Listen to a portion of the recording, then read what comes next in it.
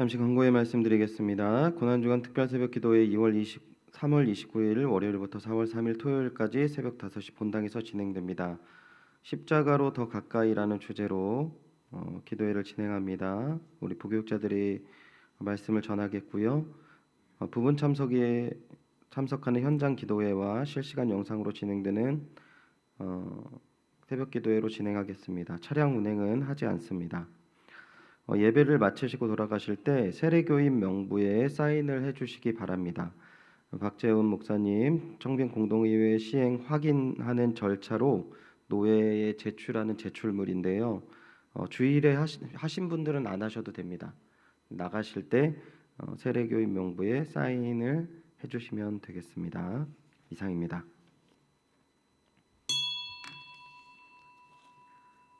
송영에 맞춰 묵도하심으로 수요 예배를 하나님께 드리시겠습니다.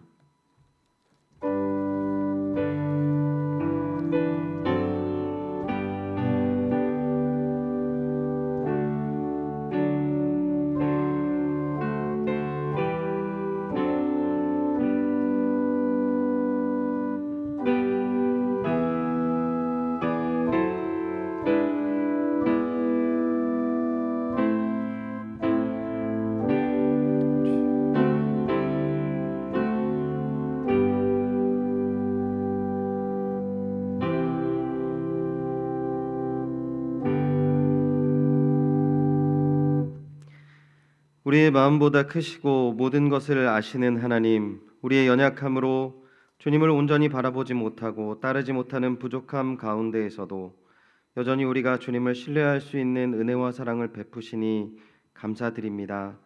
주님 삼일길을 지나는 이 시간 특별히 주님의 전에 모으시고 예배의 자리로 인도하셨사오니 주님의 말씀 가운데 거하게 하시고 더욱더 주님께 나아가게 하여 주시옵소서. 허락하시고 베푸실 은혜와 사랑에 감사드리며 이 모든 말씀 주 예수 그리스도의 이름으로 기도드립니다. 아멘. 찬송가 149장 주 달려 죽은 십자가 다 함께 찬송하신 후에 유금심 권사님 대표로 기도해 주시겠습니다.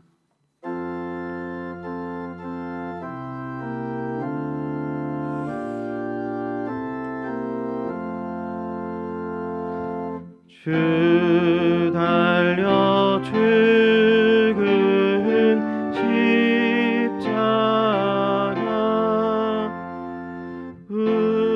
우리가 생각할 때 세상에 속한 욕심을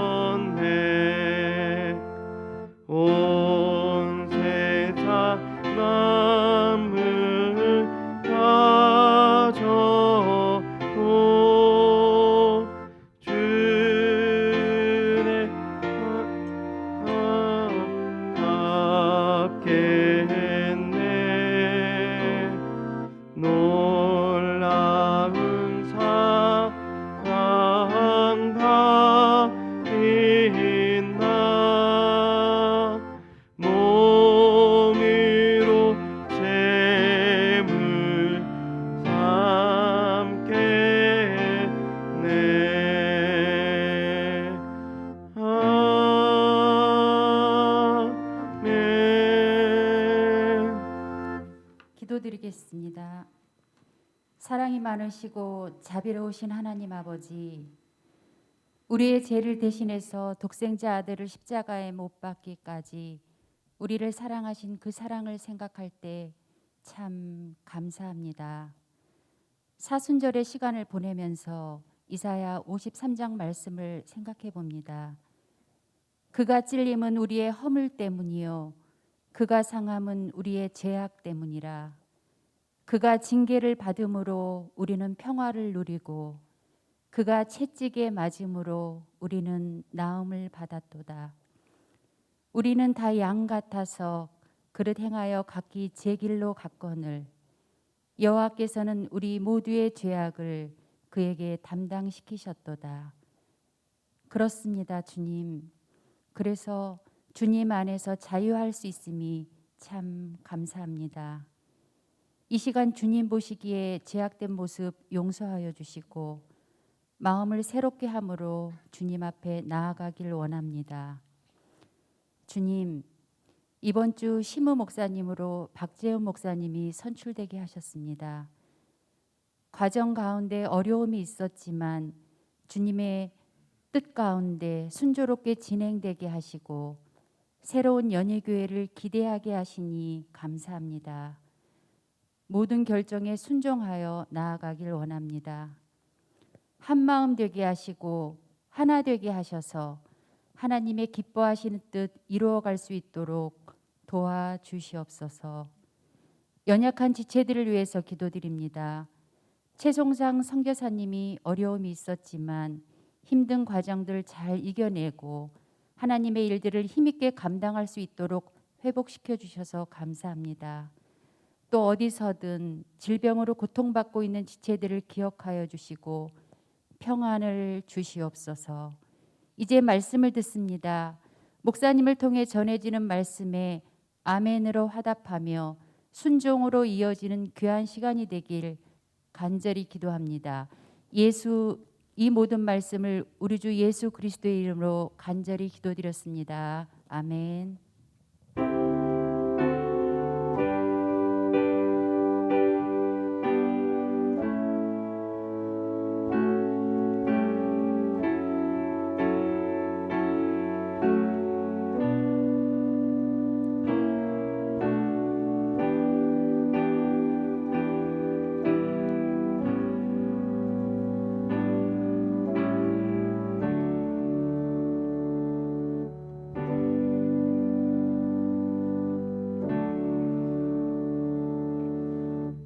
오늘 주시는 은혜의 말씀입니다. 겸허한 마음으로 주님의 말씀을 받겠습니다.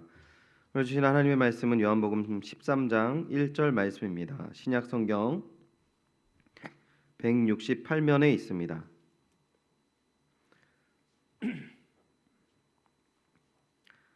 요한복음 13장 1절 말씀 제가 봉독하도록 하겠습니다. 6월절 전에 예수께서 자기가 세상을 떠나 아버지께로 돌아가실 때가 이른 줄 아시고 세상에 있는 자기 사람들을 사랑하시되 끝까지 사랑하시니라. 아멘. 저희 교단에서는 공식적으로 사순절이라는 표현을 쓰진 않지만 매년 사순절이 되면 좀 동료 목사님께서 권면을 해주셨던 게 조그만 묵상집이 이렇게 기독교 서점에 판다고 하시더라고요. 그래서 한 10여 년 전이었던 것 같은데 그때부터 묵상집을 사순절에 하나씩 사기 시작했습니다. 올해는 특별히 청년들이 자신의 처지를 이렇게 좀 묵상처럼 이렇게 자기 수필처럼 쓴 글들이 있길래 그거를 이제 읽고 있는데요. 그 중에 한 내용이 저한테 좀 많이 가슴에 와닿은 부분이 있어서 먼저 그 묵상집에 있는 간단한 이 수필 내용을 읽어드리고 말씀 전하도록 하겠습니다. 죄송합니다. 선생님과의 계약 연장이 어려울 것 같습니다. 2020년의 마지막 날 교감 선생님께 듣게 된 통보였습니다. 입사한 지 6개월 만이었고 계약 연장은 관행이었기에 예상치 못한 통보에 학교와 교감 선생님을 향한 분노보다 이건 하나님이시라는 생각이 먼저 들었습니다.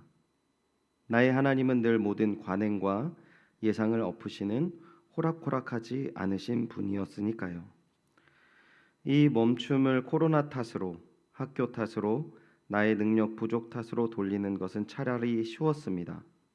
하지만 멈추게 하시는 분이 너무나 분명하게 하나님이라는 생각은 마음을 무너지게 만들었습니다. 왜요?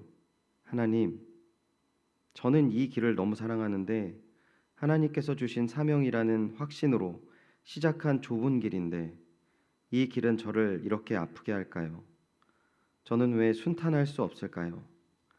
그렇게 하나님을 향한 원망과 낙심으로 마음이 다쳐갈 때 하나님께서는 찬양을 통해 너무나도 명확하게 말씀하셨습니다. 나를 지으신 이가 하나님, 나를 부르신 이가 하나님, 나를 보내신 이도 하나님, 나의 나된 것은 다 하나님 은혜라. 나의 나된 것이 다 하나님의 은혜라면 모든 게 막혀 있는 순간에서 길을 여실 수 있는 분도 주님밖에 없으시고 모든 것이 열려 있을 때 막으실 수 있는 분도 주님뿐이지요. 초록불만이 하나님의 일하심이자 은혜라고 해석하는 건 나의 생각일 뿐이었습니다. 갑자기 들어온 빨간 불은 너무나 명확한 주님의 개입과 일하심이었습니다. 그렇게 생각하니 이 빨간 불이 오히려 소망이 되었습니다. 오늘도 신실하게 일하고 계실 주님의 사랑에 의지하여 주님의 다음 신호를 기다리고 기대합니다. 청년들이 주로 묵상집의 내용을 썼는데 가장 많이 표현된 내용이 뭐냐면 멈춤이라는 표현이었습니다. 자신의 길을 가다가 멈춰버렸다는 거죠. 이 코로나로 인해서 자신의 가는 길이 너무나도 힘들다고 이야기를 하는 겁니다. 그리고 그렇지 않아도 청년의 실업과 여러 가지 문제들이 있었는데 그러한 부분들을 이 하나님 앞에 고백하면서 이 내용들을 많이 쓰는데 제가 말씀을 준비하면서 이런 일들이 단순히 청년들 일부에만 있는 것이 아니라는 사실을 주변을 바라보면서 너무 많이 확인하게 되었습니다. 저희 교회 가운데서도 50여 가정 이상이 코로나로 인해서 사업장에 어려움이 있으셨고 또 10가정 이상은 그 남편이나 아내분 모두 다 직장이 멈춰버리는 상황도 있었습니다. 그리고 특별히 해외에는 너무 많은 사람들이 코로나로 인하여서 목숨을 잃었는데요.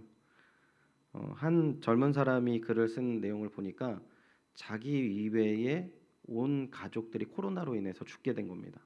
자기도 코로나에 걸렸는데 너무나도 정말 하나님 은혜로 치료를 받게 되는 경우가 되어서 치료를 받고 살았는데 치료를 받고 자기가 살게 되었다라는 순간에 너무나 많이 한탄스러웠다고 하더라고요. 너무 죄송한 마음이 들었고 너무 막막한 마음이 들었다. 이런 얘기를 이렇게 글을 올리고 많은 사람들이 아니다, 은혜다, 사랑이다 이렇게 막 올리는 내용을 한번 해외 토픽에 본 적이 있습니다. 저는 오늘 본문을 통해서 내 자신의 멈춤의 상황을 잠시 내려놓고 예수님의 사랑으로 우리가 이걸 모두 다 극복했다 이렇게 먼저 결론을 내리지 마시고요. 예수님께서도 어마어마한 멈춤의 상황 속에서 보여주셨던 모습을 바라보시길 바랍니다. 오늘 본문의 배경을 잠시 말씀드리면 유월절 전이라고 본문은 이야기합니다.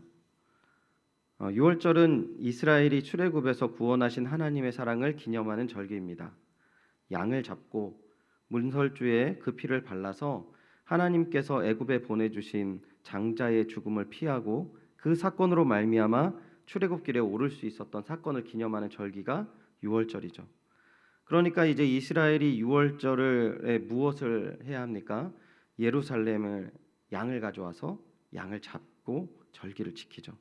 그러면 여러분 예루살렘의 거리가 어떨까요? 예루살렘엔 너무나도 많은 가축이 있었을 거고 인산인해를 이루었을 겁니다.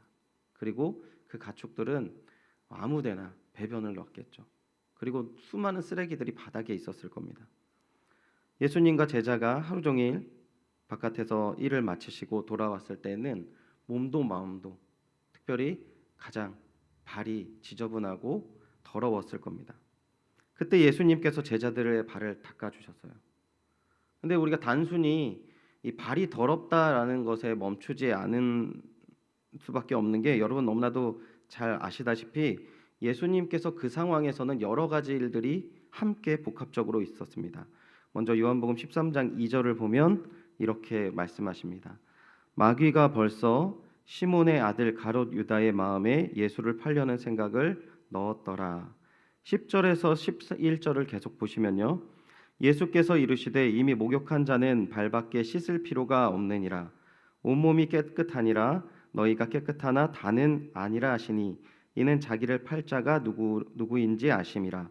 그러므로 다는 깨끗하지 아니하다 하시니라. 아멘. 예수님께서는 3년 동안 자신을 따랐던 제자 가룟 유다가 자신을 배반할 것이라는 것을 아셨던 거죠. 그리고 특별히 살펴보진 않겠지만 베드로가 자기가 잡혀간 이후에 3번 자신을 부인할 것을 아셨습니다. 그리고 더 큰 일이 있었죠. 얼마 안 있으면 예수님께서 잡혀가셔서 어떻게 됩니까? 십자가에서 자신의 못 박히셔서 죽으실 것을 아셨다는 거죠. 그런 가운데에서 예수님께서 하셨던 행동을 사도 요한이 이렇게 표현한 겁니다. 오늘 본문 다시 한번 읽겠습니다. 1절인데 함께 읽어보겠습니다. 1절입니다. 시작. 유월절 전에 예수께서 자기가 세상을 떠나 아버지께로 돌아가실 때가 이른 줄 아시고 세상에 있는 자기 사람들을 사랑하시되 끝까지 사랑하시니라. 아멘. 이렇게 썼으면 오히려 더 편했을 것 같습니다. 예수님은 최악의 상황을 맞으셨습니다.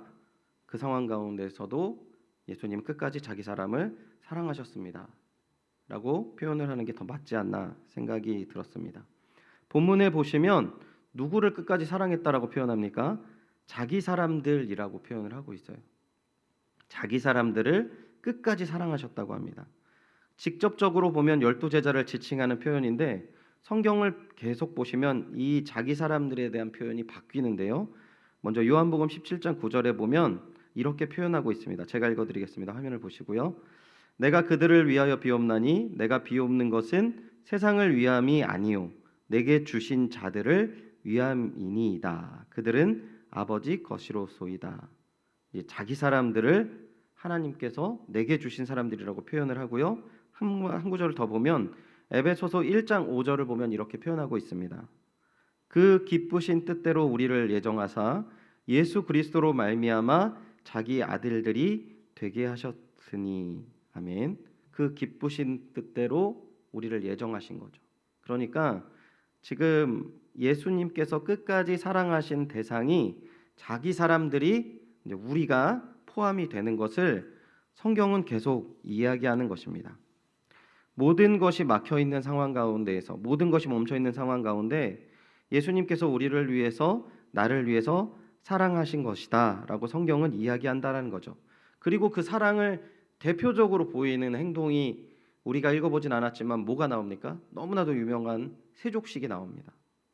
이 앞부분에서 말씀드렸지만 이 하루 종일 피곤할 뿐 아니라 유월절로 인해 인산인해를 이루는 거리는 말할 수 없을 만큼 더러웠을 것이에요. 이때 예수님께서 종의 모습으로 제자들을 섬기시는 귀한 사랑을 보여주십니다. 우리가 단순히 이 세족식을 섬김으로만 생각하지 말고 성경에 말하는 조금 더 깊이 있는 내용을 알기 원하는데요. 이 출애굽기를 보면은 하나님께서 이 백성들과 함께하기 위해서 뭘 지어주십니까? 성막을 짓게 하세요. 그리고 그 성막의 모형을 잠깐 보겠습니다. 네, 성막을 보시면 이렇게 너무 자주 본 건데 저기 안에서 동그란 게 하나 있어요. 저기 그림이 글씨가 보이십니까? 물두멍이라고 써져 있는데 저게 뭐 하는데 표현하냐면 다음 그림을 한번 볼까요? 예, 제사장이 손을 씻는 데 사용이 되는 거예요. 손이랑 발을 씻어요. 그러니까 더러운 걸 다 씻어요. 저기서. 왜 씻을까요? 출애굽기 30장 17절부터 21절까지 이렇게 말씀하십니다. 화면을 보시고 우리 한 절씩 읽어보겠습니다. 여호와께서 모세에게 말씀하여 이르시되 너는 물두멍으로 놋을 만들고 그 받침도 놋을 만들어 씻게 하되 그것을 회막과 제단 사이에 두고 그 속에 물을 담으라. 아론과 그의 아들들이 그 두멍에서 수족을 씻되 그들이 회막에 들어갈 때에 물로 씻어 죽기를 면할 것이요 제단이 가까이 가서 그 직분을 행하여 여호와 앞에 화제를 사를 때에도 그리할지니라. 21절 함께 크게 읽겠습니다. 시작. 이와 같이 그들이 그 수족을 씻어 죽기를 면할지니 이는 그와 그 자손이 대대로 영원히 지킬 규례니라. 아멘. 왜 씻는다고요? 하나님 성막에 들어가서 제사를 지내고 할 때 하나님께서 깔끔하게 원하셨어요. 손을 씻고 발을 씻고. 그래서 씻지 않으면 심지어 하나님께서 죽이신다고 출애굽기에서 이야기를 하시거든요. 그러니까 이 정결 의식이 이 예루살렘 이스라엘 백성 가운데 중심이 됐던 성막 안에 하나님께서 주신 율법으로 주신 내용이었다는 거죠. 그런데 이 손을 씻고 발을 씻는 내용이 시간이 지나서 이스라엘 사람들한테 어떻게 이제 적용이 되냐면요. 이번 마태복음 15장 1절에서 2절을 보시면 이런 내용이 나옵니다. 그때의 바리새인과 서기관들이 예루살렘으로부터 예수께 나와 이르시되 2절 같이 한번 읽을까요? 시작. 당신의 제자들이 어찌하여 장로들의 전통을 범하나이까? 떡 먹을 때에 손을 씻지 아니하나이다. 아멘. 이 무슨 의미죠?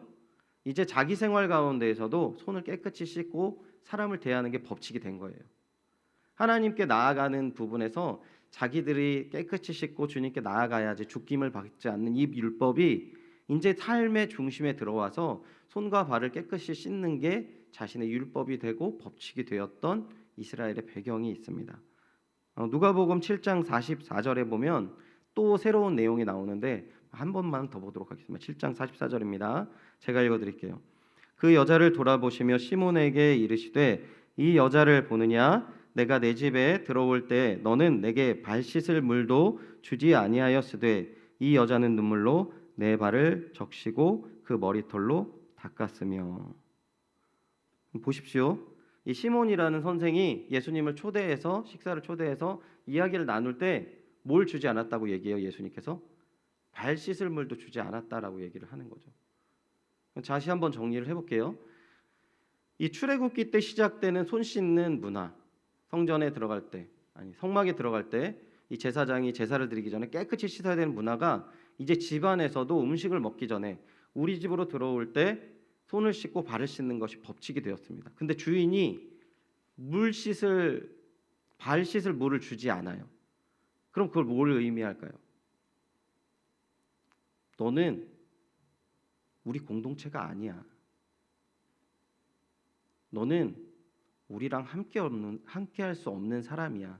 그 이야기를 지금 예수님께서 하시는 거예요. 단순히 세족식이 예수님께서 무릎을 꿇고 제자들의 발을 깨끗이 씻고 내가 섬긴다라고 하는 것이 단순히 이 하나님 예수 그리스도의 겸손함을 뜻하는 것은 아닙니다. 더 깊이 있는 의미가 있어요. 무슨 의미입니까? 제자들의 발을 하나씩 다 씻으시고 그리고 다 닦아주시고 예수님께서 죽기 전에 세족식을 하신 이유가 무엇일까요?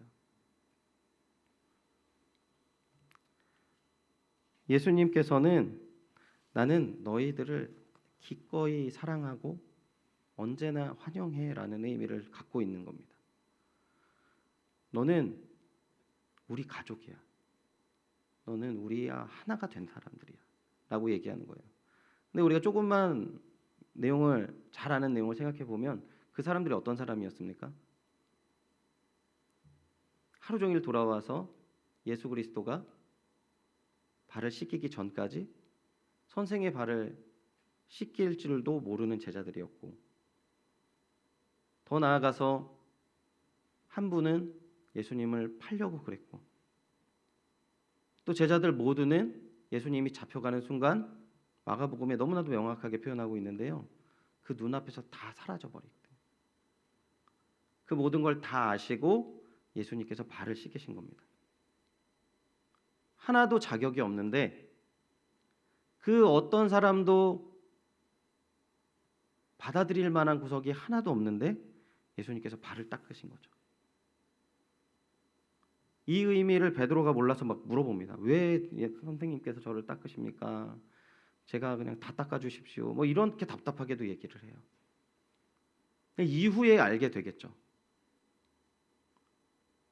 우리가 예수 그리스도의 사랑을 단순히 너무나 중요하신 사랑, 너무나 아름다운 사랑 이렇게 막연하게 알고 있다면 그 사랑이 우리 삶 가운데에서 큰 능력으로 막 나타나고 힘이 되고 그러기가 좀 어려울 것 같아요. 언제 예수님의 사랑을 가장 많이 느낍니까? 우리의 상황이 막혔을 때. 우리가 너무나도 작아져서 예수님을 내가 너무나도 하찮게 여기니까 내가 어려운 일이 있어도 먼저 기도하지 않는 거죠. 왜냐하면 예수님 나보다 작으니까. 그러니까 막 내 일을 찾아요. 내가 할 수 있는 사람한테 연락하고 내가 이것 하려고 저것 하려고 합니다. 근데 어느 날 보면 어느 큰 일을 닥쳐보면 내가 너무나도 작게 만든 예수님보다 내가 더 작아지게 됐을 때 우리가 예수님을 딱 보면 예수님 너무 크신 거예요. 그리고 예수님밖에 없다라는 걸 깨달을 때 다시 그 위대한 사랑을 발견하듯이 우리가 어떻게 그 손을 잡을 수 있습니까? 예수님 사랑하지 않지만 부족하지만 그리고 배반하지만 예수님께서 우리의 발을 닦아주셨기에 다시 갈 수 있는 것이죠. 우리 마지막으로 요한복음 13장 12절부터 15절을 같이 한 절씩 교독하도록 하겠습니다. 요한복음 13장 12절부터 15절입니다. 제가 먼저 12절 읽겠습니다. 시작. 그들의 발을 씻은 후에 옷을 입으시고 다시 앉아 그들에게 이르시되 내가 너희에게 행한 것을 너희가 아느냐 너희가 나를 선생이라 또는 주라 하니 너희 말이 옳다. 내가 그러하다. 내가 주와 또는 선생이 되어 너희 발을 씻었으니 너희도 서로 발을 씻어 주는 것이 옳으니라. 내가 너희에게 행한 것 같이 너희도 행하게 하려 하여 본을 보였도다. 아멘. 예수님께서 이렇게 다 씻기신 다음에 당부를 하세요. 한 가지 당부. 발을 다 씻기신 후에 옷을 입히시고 내가 행한 것을 너희가 아느냐라고 해서 네 압니다 이렇게 대답하겠죠. 너희가 나를 선생이라 주라 그래 맞다. 나는 너희 선생이요 주다. 그러니까 예수님께서 계속 얘기를 하시는 게 주와 또는 선생이 되어서 너희의 발을 씻었으니 너희도 서로 발을 씻어주는 것이 옳다. 내가 너희에게 행한 것 같이 너희도 행하게 하려 본을 보였다. 자, 말씀을 다시 한번 정리해 보면은요. 예수님께서 너희도 발을 닦아주어라라고 한 것은 단순히 겸손한 섬김만을 이야기하는 것은 아니라는 것을 꼭 기억하시기 바랍니다. 발을 닦아주어라라고 하는 것은 우리의 주변에 자격이 없지만 그 사람의 발을 닦아주라는 것은 그 사람을 가족으로 받아들이고 늘 환영하고 기쁨으로 그 사람들과 함께 있으라고 하는 의미라는 사실을 우리가 꼭 기억해야 할 것 같습니다. 우리가 마음이 상할 수도 있고 우리가 어려움에 처할 수도 있어요. 어떤 분이 사업에 망하셔서 이런 말씀을 하신 걸 봤습니다. 한국 사회가 너무 빨라서요. 망한 소식은 너무 잘 알더라고요. 그러니까 주변에서 전화를 하나도 받지 않아요. 돈 빌려달라고 할까 봐.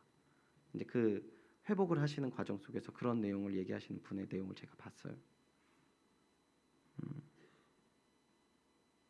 교회는 망한 사람들, 부족한 사람들, 어려운 사람들이 가족이 되어서 하나님의 사랑을 증거하는 곳임을 믿습니다. 우리 사랑하는 연희교회가 그러한 연희교회 되기를 간절히 소원합니다. 저희 집은 이렇게 사랑한다라는 이야기를 잘 안 하는 집이에요. 한번 말씀드린 적이 있는 것 같은데 어머니가 우리 아들 너무 사랑해 라고 하거나 저희 누님이 우리 막내 사랑해 혹은 정말 상상하기 어렵지만 저희 형님이 우리 호성이 사랑한다라고 얘기한 거는 평생 들어보지 못한 것 같습니다. 상상하기도 어려운 그런 집이거든요. 근데 제가 장가를 가니까 저희 장모님께서 너무 자주 말씀을 하시는 거예요. 우리 사위 너무 사랑해, 사랑해요 목사님. 뭐 이렇게 저한테 매번 전화하실 때, 매번 집에 가서 이제 나갈 때 항상 사랑해 사랑해 이렇게 얘기하시더라고요. 그래서 그게 저한테 힘이 되더라고요. 그래서 제가 어머니한테 어머니 이제 저도 어머니한테 사랑해 그럴 테니까 어머니 저한테 사랑해 하세요.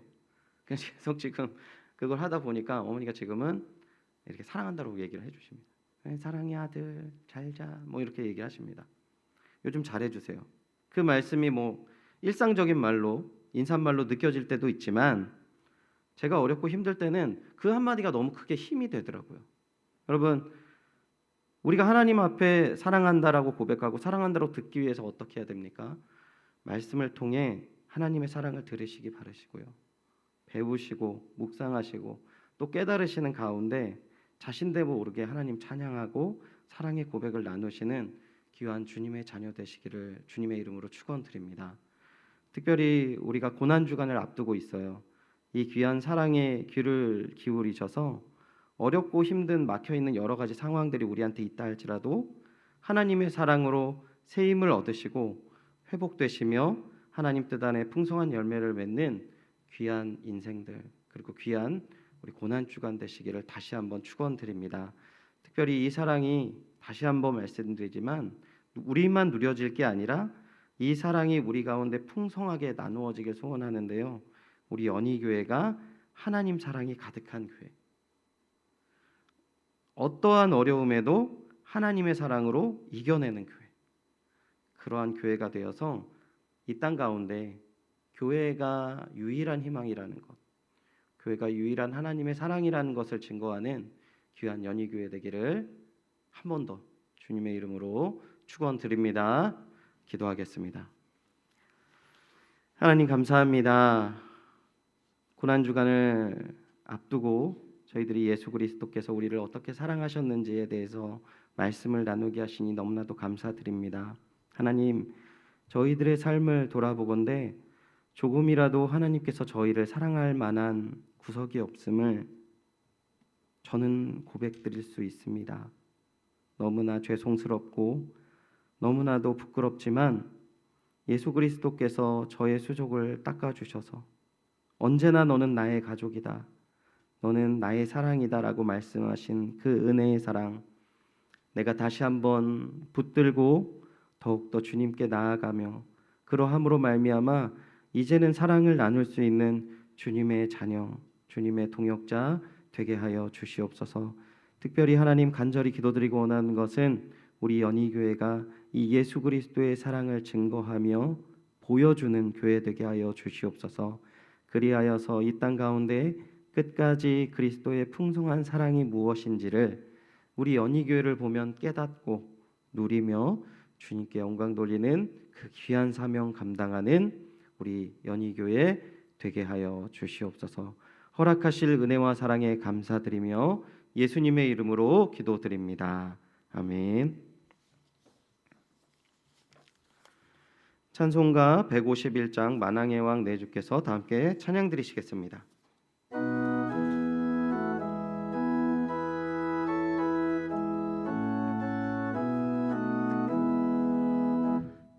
만왕의 왕 내 주께서 왜 고초당했나,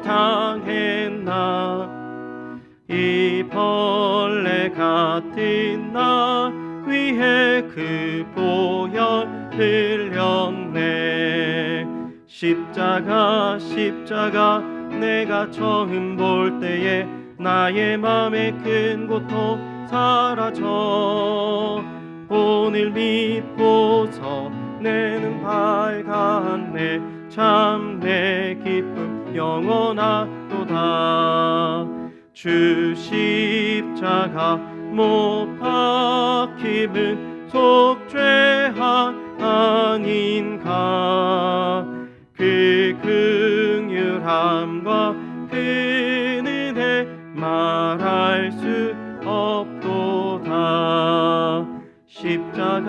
십자가 내가 처음 볼 때에 나의 맘에 큰 고통 사라져. 오늘 믿고서 내 눈 밝았네. 참 내 기쁨 영원하도다. 늘 울어도 그 큰 은혜 다 갚을 수 없네. 나 주님께 몸 바쳐서 주의 힘쓰리. 십자가 내가 처음 볼 때에 나의 맘에 큰 고통 사라져. 오늘 믿고서 내는 밝았네. 참 내 기쁨 영원하도다. 아멘. 주기도문으로 모든 예배 마치겠습니다. 하늘에 계신 우리 아버지여, 이름이 거룩히 여김을 받으시오며 나라의 임하옵시며 뜻이 하늘에서 이룬 것 같이 땅에서도 이루어지이다.